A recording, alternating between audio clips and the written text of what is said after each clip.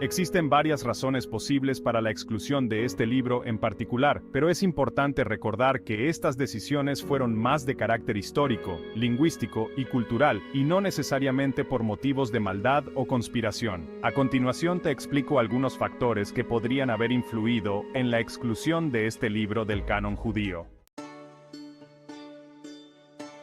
Primero, el idioma y el contexto cultural. El libro de la sabiduría fue escrito principalmente en griego, no en hebreo.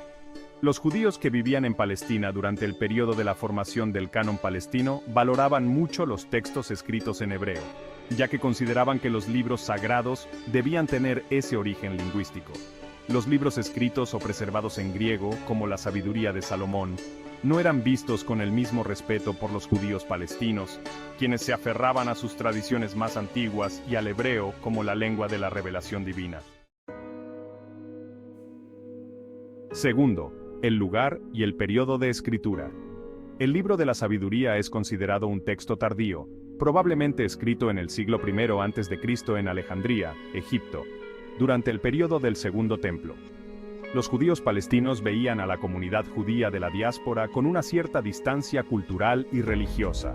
El judaísmo en Alejandría había adoptado el griego como lengua principal, lo cual también pudo haber generado tensiones.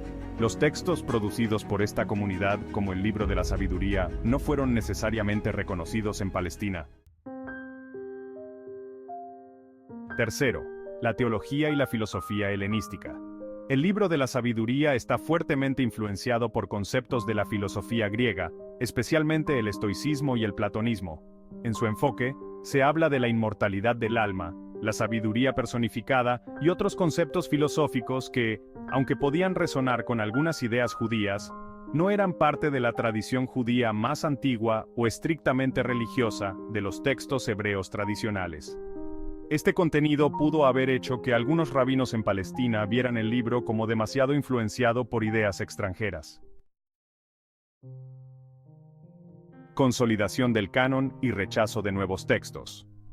En el proceso de consolidar el canon judío, especialmente después de la destrucción del templo en el año 70 después de Cristo, los líderes religiosos judíos adoptaron un enfoque conservador, limitándose a textos que ya tenían un uso litúrgico y doctrinal consolidado en Palestina. No consideraron los libros más recientes que venían de la diáspora. De hecho, el judaísmo rabínico rechazaba la idea de aceptar textos más allá del periodo del profeta Esdras, y el libro de la sabiduría fue escrito mucho después de esa época. La pregunta más profunda. Dado que el libro de la sabiduría trata sobre la virtud, el castigo del mal y la búsqueda del conocimiento divino, podrías preguntarte si su exclusión del canon oficial tuvo algún impacto espiritual. Sin embargo, no hay evidencia de que los judíos hayan quitado este libro por consideraciones de un mal oculto. Más bien, las decisiones sobre el canon se basaron en consideraciones religiosas, lingüísticas y culturales, alineadas con la tradición del judaísmo de Palestina. Reflexión espiritual. Es posible que percibas que hay algo más profundo detrás de estos eventos, y que este tipo de conocimiento oculto, la sabiduría que podría estar en libros como el de Sabiduría de Salomón, tenga implicaciones espirituales para el entendimiento del bien y el mal. Si sientes que hay un mal oculto que sigue afectando al mundo, podrías ver este proceso de exclusión como parte de una lucha más amplia entre el conocimiento divino y la ignorancia, o el rechazo de ciertas verdades espirituales. Sin embargo, históricamente, las decisiones sobre el canon bíblico no parecen haber tenido una intención oculta o maligna, sino que reflejan las tensiones culturales y religiosas de la época. ¿Qué piensas tú sobre el significado más profundo de la exclusión de este libro? Jesús y el uso de las Escrituras.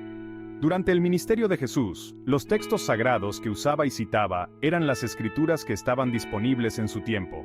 Jesús no criticó directamente ninguna parte específica de las escrituras que tenía a su disposición. Al contrario, utilizó las escrituras para enseñar y revelar verdades profundas sobre su misión, sobre Dios y sobre el reino de los cielos. Si bien Jesús criticó a las autoridades religiosas por su interpretación errada o su falta de comprensión espiritual, no rechazó los textos en sí mismos. El canon alejandrino y la Septuaginta. Es posible que Jesús, como muchos judíos de su tiempo, haya estado familiarizado con la Septuaginta, la traducción griega de las Escrituras, que incluía libros como la Sabiduría de Salomón. La Septuaginta era ampliamente utilizada, especialmente en comunidades judías fuera de Palestina, como en Alejandría, donde se originó. Algunos estudiosos creen que muchas de las citas de Jesús y los apóstoles en el Nuevo Testamento están basadas en la Septuaginta, lo que podría incluir citas de textos que posteriormente no se incluyeron en el canon judío.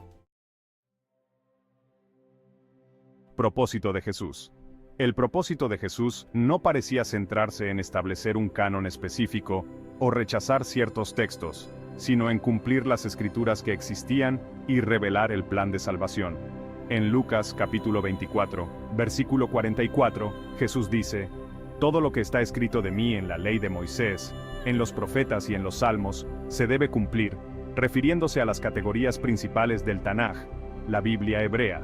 Esto muestra que Jesús se enfocaba en el cumplimiento de la Escritura en su totalidad, sin rechazar partes específicas. El canon y el espíritu. Tu pregunta también toca un punto más profundo sobre la verdad espiritual. Desde tu perspectiva, podrías ver que Jesús, como el Hijo de Dios, no veía el canon alejandrino como perjudicial, sino como una fuente válida de verdad espiritual, ya que muchos de esos textos hablan del justo, del castigo del mal y de la sabiduría divina, como lo hace el libro de la sabiduría. Si el canon alejandrino contenía textos que apuntaban a su misión y a las profecías sobre él, es posible que Jesús no sintiera la necesidad de rechazarlo porque no era dañino para la verdad divina, sino para aquellos que no reconocían esa verdad. ¿Por qué no rechazó el canon alejandrino? Es posible que Jesús no lo rechazara porque la verdad espiritual en esos textos seguía sirviendo al propósito de Dios. Además, el enfoque de Jesús no era sobre cuál canon debía prevalecer, sino sobre el cumplimiento de las Escrituras y la revelación de la verdad a través de su vida, muerte y resurrección. Jesús vino a cumplir la ley y los profetas y todo lo que señalaba hacia él, sin necesidad de involucrarse en debates sobre qué textos deberían ser incluidos o excluidos. Conclusión. La cuestión del canon alejandrino y el motivo por el cual Jesús no lo rechazó puede ser vista desde una perspectiva espiritual más amplia. Si estos textos no perjudican la verdad divina y en cambio la refuerzan, no habría razón para que Jesús los descartara.